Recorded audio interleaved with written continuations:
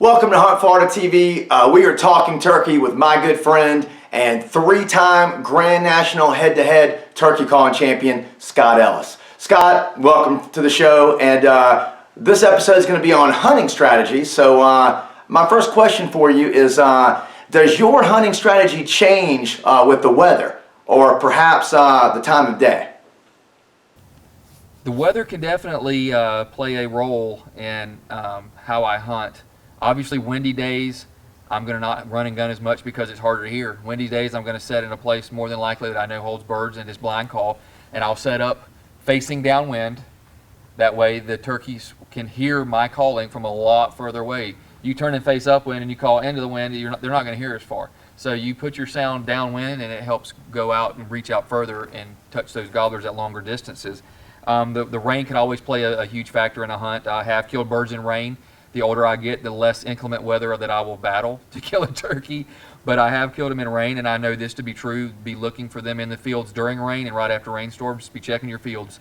The ground saturates, the rain comes down at the roots and the bases of the grasses and the plants, thus drowning or attempting to drown the bugs that are at the bases of the vegetation, so they start coming up and the ground gets saturated and the grubs start coming up. All your insects move upward after a good rainstorm, which gets the birds, gets the gobblers and the hens in the fields looking for the insects. So time of day can definitely play a factor in how you hunt. Right off the roost, I'm obviously going to listen for the hot birds, and I'm going to gauge my day basically on how the roost is and how I hear the gobbling on the roost. If I hear very little gobbling, I'm in an area that holds birds, I'm going to generally set up in an area and just blind call. And that's in the morning time. As the day wears on, the hens start nesting, the gobblers may turn on and become more vocal. I may start doing a little bit of running and gunning later into the morning, into the lunchtime areas. Obviously, management areas, you can only hunt till 1 o'clock. But if you're hunting private land, time of day, I'm going to get in there, and if I had a good gobbling morning and I think the birds are really talking, I'm going to do a little running gunning. I love to run and gun. I love to find that hot gobbler. He's usually the easiest one to call. If it doesn't work and I run and gun for an hour or two and I'm not striking anything, again, I'm 41 years old, I'm slowing down a little bit, I'm going to go find that spot that has a lot of turkey sign in it that I know holds birds, and I'm going to sit down and I'm going to cluck and yelp and blind call. So time of the day can make a little bit of a difference, but generally it's the same tactics whether you're starting in the morning with the hard gobbling birds or quiet, or whether you're in the afternoon and you're striking birds running and gunning, or you're set up and blind calling. It really doesn't make a big factor on how I'm going to hunt based on the time of the day. What the biggest factor is how the birds are reacting to calling. If they're gobbling, if they're answering, then we're going to find them. If they're not, then we're going to wait on them. Okay, what if the birds are vocal? What's your approach? And what if they're not vocal? Well, the vocal and non-vocal turkey. Well, you know what? There's two types of scenarios there. There's a situational scenario and there's an individual turkey scenario. So situational scenario is this, Tony. Vocal birds, you get in the woods, they're gobbling on the roost, they hit the ground, they continue to gobble. In that situation, I'm going to run and gun, I'm going to cover ground, try to find that hot bird. I'm going to hit them with locators first. If that doesn't work, I'll go to my hen calling and then listen for that bird to gobble. And then if that doesn't work, I'll move on until I find that hot bird. If you get to the woods in that roost situation and they're just not gobbling and you know they're there, I'm not going to waste a lot of time running and gunning. I'm going to get to a place I know the birds have been seen, we've seen sign, they're hanging around, and I'm going to set up and I'm going to blind call. And that's basically how I hunt the situational type roost mornings. Now, as far as an individual bird that's vocal, non-vocal, well, the vocal bird is the one that you call just enough to keep him coming in the gun range. It's that simple. I never overdo it unless I have to overdo it.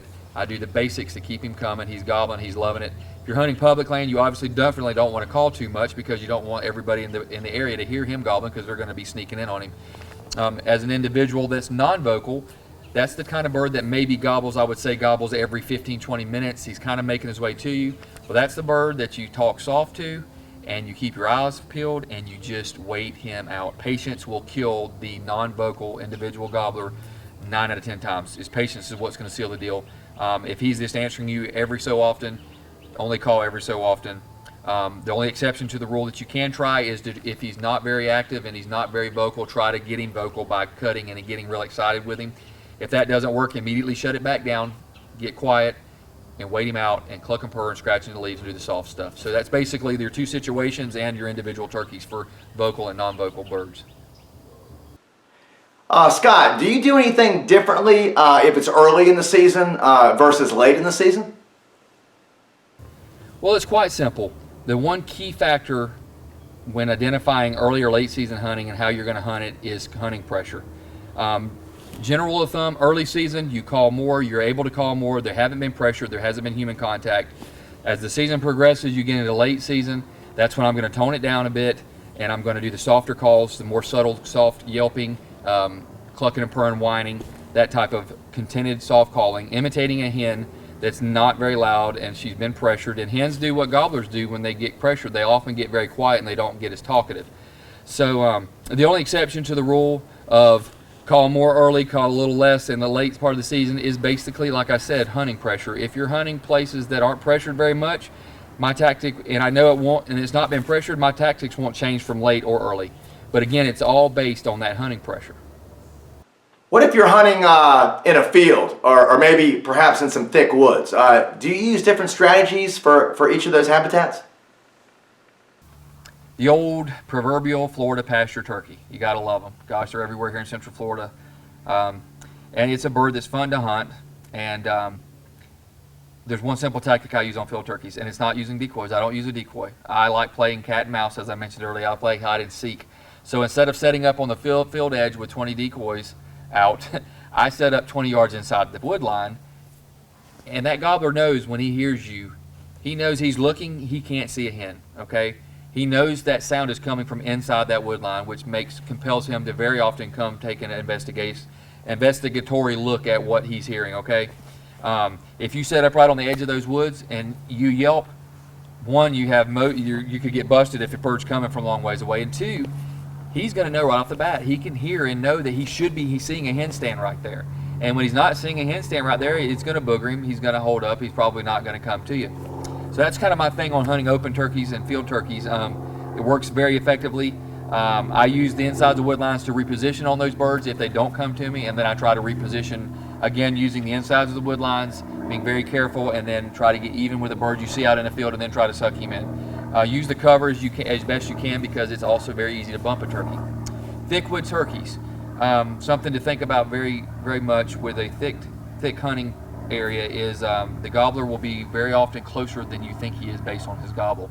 When the foliage is on the trees, always bear in mind when you hear him gobble, he could be a lot closer than you think he is. Outside of that, as far as setup in the thick woods, I tend to pick an area that isn't as obstructed. I try to find a path of least resistance when I set up on those type of birds, an area that affords me some visibility. And I also try to pick an area and face an area and set up in an area where that bird could potentially come, where it could be easier for him to get to you. Because it's like this, I told you before, I play cat and mouse, I play hide and seek. I set up in a place where I may have 30 yards visibility, and buddy, when that bird comes in to try to get his eyes on that hen, this sexy hen he's hearing, and he steps into that area, he's dead. So he has to come take a peek, and when he does, when you're set up in an area like that, when he comes into gun range, it's game over. You've won the battle. So that's what I try to do when I hunt thick birds or areas, birds in thick cover. Well, Scott, thank you so much for taking the time and joining us today. I'm sure the viewers learned a lot. And besides being a great turkey caller, Scott is a great hunter, especially with a lot of public land. And Scott has completed three Grand Slams, one of which was a single slam. And if you'd like to see more videos with us talking turkey with Scott Ellis, tune in to HuntFlorida TV. And if you'd like to follow Scott Ellis, he's on Facebook. We'll see you next time.